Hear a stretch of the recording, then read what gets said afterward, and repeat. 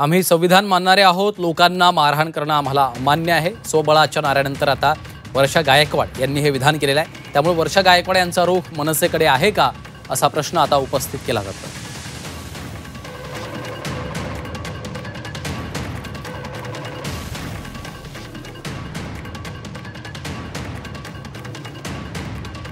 तर मनसेमुळे मुंबईमध्ये महाविकास आघाडीत बिघाडी झाली का अशा चर्चा सुरू झाल्यात।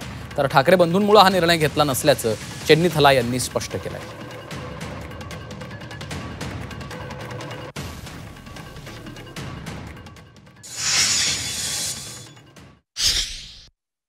असं आहे की आमची भूमिका मी मागे पण काळामध्ये भूमिका स्पष्ट मांडलेली आहे की आम्ही देशाचं संविधान मांडणारी मंडळी आहे। आम्ही सर्वांना बरोबर घेऊन जाणारी मंडळी आहे। मुंबईच्या बाबतीमध्ये बोलायचं झालं तर मुंबईमध्ये सातत्याने विकासावर बोलणारी मंडळी आम्ही आहोत आणि मुंबईकरांचा त्रास आम्ही रोज बघत आहोत।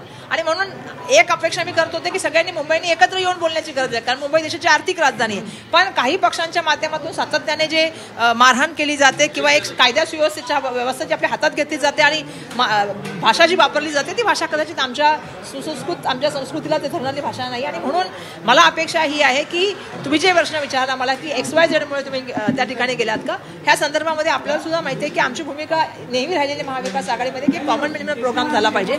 पण जो प्रोग्राम कॉमन मिनिमम असला पाहिजे तो सर्वांसाठी असला पाहिजे, संविधानाच्या धागातून असला पाहिजे। परंतु काही पक्ष त्यांच्याबरोबर जे आहेत त्यांची जी भूमिका आहे सातत्याने ती मारहाणीची राहिलेली आहे, लोकांना त्या ठिकाणी त्रास देण्याची राहिली, या भूमिकेबरोबर काँग्रेस पक्ष आहे म्हणून आम्ही जाऊ शकत नाही। उससे कोई मतलब नहीं है।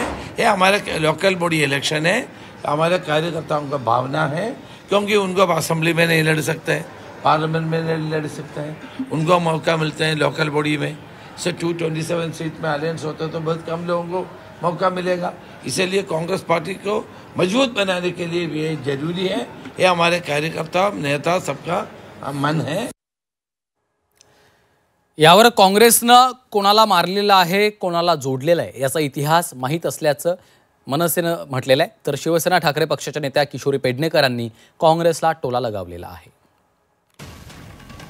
मला असं वाटतं की काँग्रेसचा काय इतिहास आहे हा सगळ्यांना माहिती आहे, मला त्याच्याबद्दल जास्ती बोलायचं नाही। काँग्रेसने कोणाला मारलं, कोणाला जोडलं, कोणाला ठेवलं हा सगळा इतिहास काँग्रेसचा आहे। त्यामुळे वर्षाताईंनी त्यांच्या तोंडाला आवर घालावा, त्याच्यापेक्षा जास्ती मी बोलणार नाही। आणि त्या ज्या एकट्या लढत आहेत त्याच्यासाठी आमच्या शुभेच्छा। आता ह्यांच्या नेत्यांनी बिहारचं एकंदर झालेलं राज बघूनही त्यांना वाटत असेल अशा पद्धतीने जावं तर त्यांना कोणी थांबवू नाही शकत, त्यांच्या वरिष्ठ थांबवू शकतात। योग्य आणि अयोग्य म्हणण्यापेक्षा जे निर्णय घेत आहेत जे पक्षाचे प्रमुख म्हणून त्यांना ते योग्य वाटतंय का हा मोठा प्रश्न आहे। आणि काही दिवसात ते योग्य की अयोग्य कळेल।